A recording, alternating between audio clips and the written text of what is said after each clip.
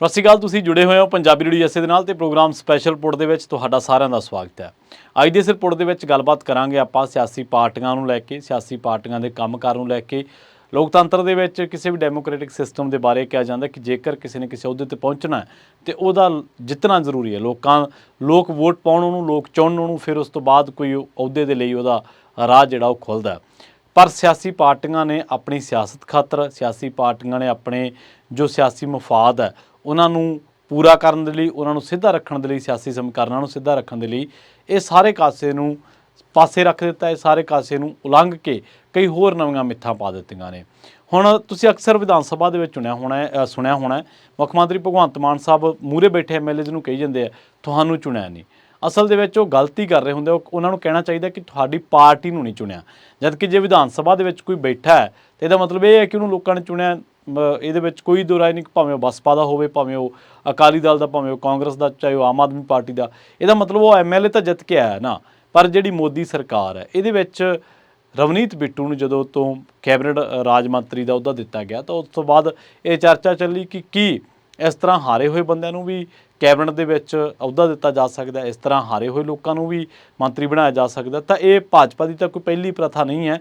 ਪਰ ਇਹਦੇ ਨਾਲ ਅੱਜ ਦੀ ਇਸ ਰਿਪੋਰਟ ਦੇ ਵਿੱਚ ਆਪਾਂ ਜਾਣਨ ਦੀ ਕੋਸ਼ਿਸ਼ ਕਰਾਂਗੇ ਕਿ ਸੰਵਿਧਾਨ ਦੇ ਵਿੱਚ ਇਹਦੇ ਬਾਰੇ ਕੀ ਵਿਵਸਥਾ ਹੈ, ਸੰਵਿਧਾਨ ਕੀ ਕਹਿੰਦਾ ਅਤੇ ਕਦੋਂ ਇੱਥੇ ਤਾਂ ਇਹੋ ਜਿਹੇ ਲੋਕ ਨੇ ਜਿਹੜੇ ਲੋਕ ਸਭਾ ਚੋਣਾਂ ਜਿੱਤੇ ਨਹੀਂ ਸੀਗੇ ਪਰ ਉਹ ਪ੍ਰਧਾਨ ਮੰਤਰੀ ਬਣੇ ਨੇ। ਬਾਅਦ ਦੇ ਵਿੱਚ ਉਹ ਚੋਣ ਲੜ ਕੇ ਪ੍ਰਧਾਨ ਮੰਤਰੀ ਬਣੇ ਜਾਂ ਰਾਜ ਸਭਾ ਦੇ ਥਰੂ ਉਹ ਪ੍ਰਧਾਨ ਮੰਤਰੀ ਬਣੇ। ਉਹਨਾਂ ਲੋਕਾਂ ਦੇ ਬਾਰੇ ਵੀ ਦੱਸਾਂਗੇ। ਪੱਛਮੀ ਬੰਗਾਲ ਦੀ ਮੁੱਖ ਮੰਤਰੀ ਜਿਹੜੇ ਕਿ ਮੌਜੂਦਾ ਨੇ ਉਹ ਚੋਣ ਹਾਰ ਗਏ ਸੀਗੇ ਪਰ ਬਾਵਜੂਦ ਇਸ ਦੇ ਉਹ ਮੁੱਖ ਮੰਤਰੀ ਬਣੇ।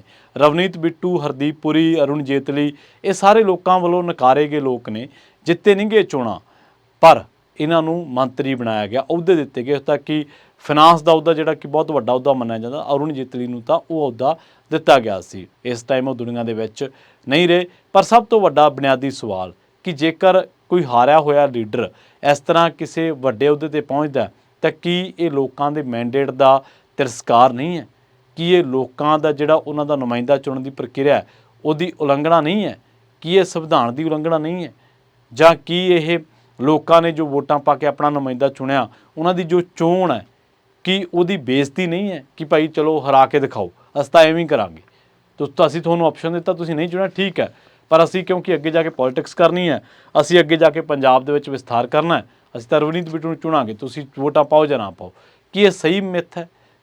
ਸਹੀ ਪਿਰਤ ਪਾਈ ਜਾ ਰਹੀ ਹੈ? ਇੱਕ ਪਾਸੇ ਗੱਲਾਂ ਕਰ ਰਹੀਆਂ ਵੱਡੀਆਂ US ਦੇ ਵਿੱਚ ਜਾਂ ਹੋਰ ਥਾਵਾਂ 'ਤੇ ਡੈਮੋਕ੍ਰੇਸੀ ਦੀ ਜਨਮ ਦਾ ਅਤੇ ਡੈਮੋਕ੍ਰੇਸੀ ਬਾਰੇ, ਪਰ ਜਿਹੜੇ ਉਹਦੇ ਬੇਸਿਕ ਕੁਛ ਅਸੂਲ ਨੇ, ਬੇਸਿਕ ਕੁਛ ਪੈਰਾਮੀਟਰਸ ਨੇ, ਜਦੋਂ ਅਸੀਂ ਉਹ ਉਲੰਘਦੇ ਹਾਂ, ਜਦੋਂ ਅਸੀਂ ਉਹ ਹੱਦਾਂ ਟੱਪਦੇ ਹਾਂ ਤਾਂ ਉਦੋਂ ਸਾਨੂੰ ਕੋਈ ਹੱਕ ਨਹੀਂ ਰਹਿ ਜਾਂਦਾ ਇਹਨਾਂ ਬਾਰੇ ਗੱਲ ਕਰਨ ਦਾ। ਖੈਰ, ਹੁਣ ਕਹਿੰਦੇ ਕਿ ਹਾਰੇ ਹੋਏ ਆਗੂਆਂ ਨੂੰ ਜਿਹੜਾ ਮੰਤਰੀ ਬਣਾਉਣ ਦਾ ਰੁਝਾਨ ਪਹਿਲਾਂ ਤੋਂ ਹੀ ਚੱਲ ਰਿਹਾ। 1991 ਦੇ ਵਿੱਚ ਸਾਬਕਾ ਪ੍ਰਧਾਨ ਮੰਤਰੀ ਨਰਸਿਮਹਾ ਰਾਓ ਨੇ ਡਾਕਟਰ ਮਨਮੋਹਨ ਸਿੰਘ ਨੂੰ ਮੰਤਰੀ ਬਣਾਇਆ ਸੀ। 2014 ਦੀਆਂ ਲੋਕ ਸਭਾ ਚੋਣਾਂ ਦੇ ਵਿੱਚ ਅਰੁਣ ਜੇਤਲੀ ਅੰਮ੍ਰਿਤਸਰ ਤੋਂ ਹਾਰ ਗਏ ਸੀਗੇ ਪਰ ਬਾਅਦ ਦੇ ਵਿੱਚ ਉਹਨਾਂ ਨੂੰ ਮੋਦੀ ਸਰਕਾਰ ਦੇ ਵਿੱਚ ਕੇਂਦਰੀ ਵਿੱਤ ਮੰਤਰੀ ਬਣਾ ਦਿੱਤਾ ਗਿਆ। ਇਸੇ ਤਰ੍ਹਾਂ ਅੰਮ੍ਰਿਤਸਰ ਲੋਕ ਸਭਾ 2019 ਦੇ ਵਿੱਚ ਭਾਜਪਾ ਦੇ ਉਮੀਦਵਾਰ ਹਰਦੀਪ ਪੁਰੀ ਚੋਣ ਹਾਰ ਗਏ ਸੀਗੇ ਪਰ ਪ੍ਰਧਾਨ ਮੰਤਰੀ ਮੋਦੀ ਨੇ ਉਹਨਾਂ ਨੂੰ ਉੱਤਰ ਪ੍ਰਦੇਸ਼ ਤੋਂ ਰਾਜ ਸਭਾ ਮੈਂਬਰ ਬਣਾ ਕੇ ਆਪਣੀ ਕੈਬਨਿਟ ਦੇ ਵਿੱਚ ਸ਼ਾਮਲ ਕੀਤਾ। ਹੁਣ 2024 ਦੇ ਵਿੱਚ ਵੀ ਕੇਂਦਰੀ ਮੰਤਰੀ ਮੰਡਲ ਦੇ ਵਿੱਚ ਆਗੂ ਸ਼ਾਮਲ ਹੋ ਰਹੇ ਨੇ। ਭਾਵੇਂ ਲੁਧਿਆਣਾ ਲੋਕ ਸਭਾ ਤੋਂ ਭਾਜਪਾ ਉਮੀਦਵਾਰ ਰਵਨੀਤ ਬਿੱਟੂ ਨੂੰ ਲੋਕਾਂ ਨੇ ਹਰਾ ਦਿੱਤਾ ਪਰ ਉਸ ਨੂੰ ਕੇਂਦਰੀ ਰਾਜ ਮੰਤਰੀ ਬਣਾਇਆ ਗਿਆ। ਇਹਦੇ ਨਾਲ ਕਿਸਾਨ ਰਾਜਨੀਤੀ ਅਤੇ ਹੋਰ ਜਿਹੜੀਆਂ ਚੀਜ਼ਾਂ ਨੂੰ ਪੰਜਾਬ ਦੇ ਵਿੱਚ ਸਿੱਖ ਸਮੀਕਰਨਾਂ ਨੂੰ ਜੈ ਪ੍ਰਭਾਵ ਦੇਣ ਵਾਸਤੇ ਕਿ ਸਿੱਖ ਤਾਂ ਸਾਡੇ ਨਾਲ ਨੇ, ਰਵਨੀਤ ਬਿੱਟੂ ਨੂੰ ਤਾਂ ਉਸੇ ਤਰੀਕੇ ਦੇ ਨਾਲ ਬਣਾਇਆ ਗਿਆ। ਇਹ ਇਕੱਲਾ ਨਹੀਂ ਹੈ ਰਵਨੀਤ ਬਿੱਟੂ, ਇਹਦੇ ਨਾਲ ਮੋਦੀ ਸਰਕਾਰ ਦੇ ਵਿੱਚ ਰਾਜ ਮੰਤਰੀ ਰਹੇ ਐਲ ਮੁਰਗਨ DMK ਦੇ ਇਹ ਰਾਜਾ ਤੋਂ ਹਾਰੇ ਸੀਗੇ।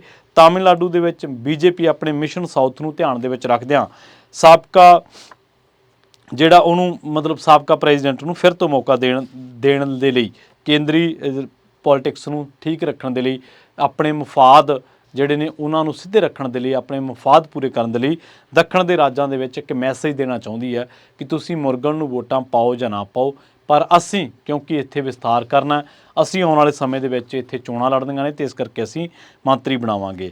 ਦੂਜੇ ਰਾਜਾਂ ਤੋਂ ਜਿਹੜੇ ਰਾਜ ਸਭਾ ਮੈਂਬਰ ਆਏ ਨੇ, ਸਤੀਸ਼ ਦੂਬੇ ਝਾਰਖੰਡ ਤੋਂ, ਸੰਜੇ ਸੇਠ, ਅੰਨਪੂਰਨਾ ਦੇਵੀ UP ਤੋਂ, ਕਮਲੇਸ਼ ਪਾਸਵਾਨ ਆਂਧਰਾ ਪ੍ਰਦੇਸ਼ ਤੋਂ ਸ਼੍ਰੀਨਿਵਾਸ ਵਰਮਾ, ਛੱਤੀਸਗੜ੍ਹ ਤੋਂ ਤੋਖਣ ਸਾਹੂ, ਕੇਰਲ ਤੋਂ ਸੁਰੇਸ਼ ਗੋਪੀ, ਦਿੱਲੀ ਤੋਂ ਹਰਸ਼ ਮਲਹੋਤਰਾ, ਰਾਜਸਥਾਨ ਤੋਂ ਭਗੀਰਥ ਚੌਧਰੀ, ਮੱਧ ਪ੍ਰਦੇਸ਼ ਦੀ ਸਵਿਤਰੀ ਠਾਕੁਰ ਹੈ ਜਿਹੜੇ ਰਾਜ ਸਭਾ ਤੋਂ ਆਏ ਨੇ, ਲੋਕ ਸਭਾ ਤੋਂ ਨਹੀਂ ਆਏਗੇ।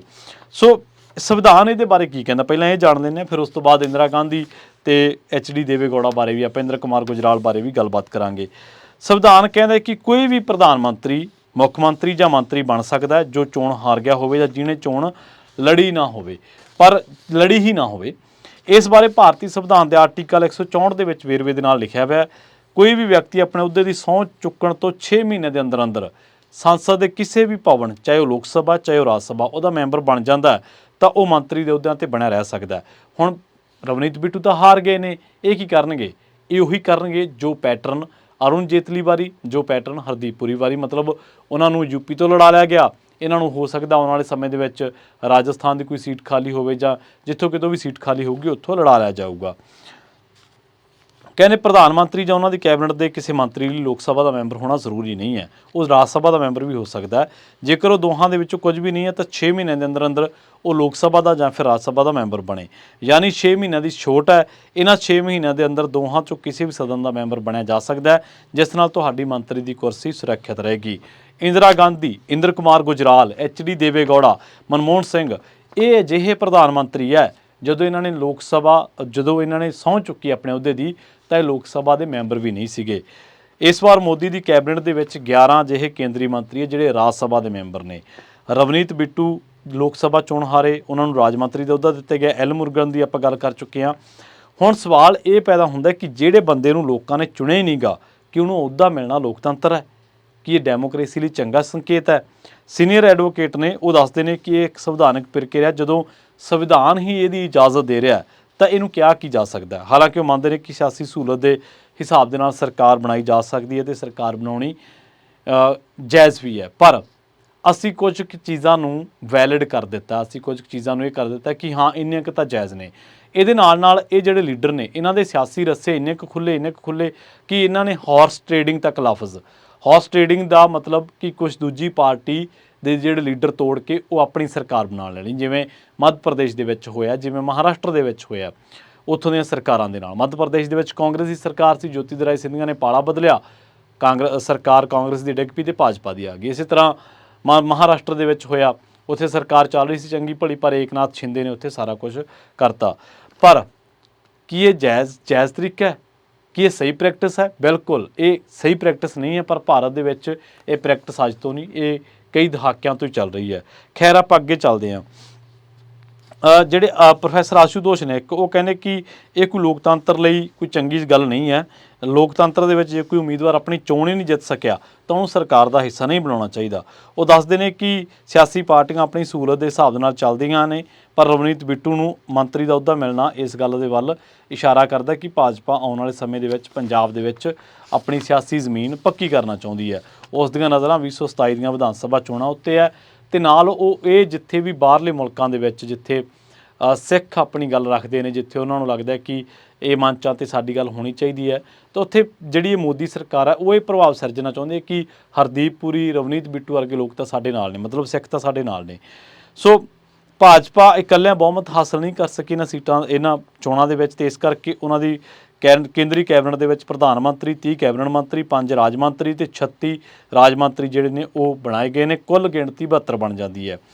ਸੋ ਸਿਆਸੀ ਮਾਹਰਾਂ ਦਾ ਮੰਨਣਾ ਇਹ ਹੈ ਕਿ ਕੈਬਨਿਟ ਦੇ ਵਿੱਚ ਮੰਤਰੀਆਂ ਦੀ ਗਿਣਤੀ ਇਹ ਵੀ ਦਰਸਾਉਂਦੀ ਹੈ ਕਿ ਕਿਵੇਂ ਭਾਈਵਾਲ ਪਾਰਟੀਆਂ ਨੂੰ ਖੁਸ਼ ਰੱਖਣ ਦੇ ਚੱਕਰ ਦੇ ਵਿੱਚ ਜਿਹੜੀਆਂ ਪਾਰਟੀਆਂ ਨੇ ਉਹ ਆਪਣੇ ਮੰਤਰੀਆਂ ਦੇ ਅਹੁਦੇ ਤੱਕ ਨੂੰ ਵਧਾ ਦਿੰਦੀਆਂ ਨੇ।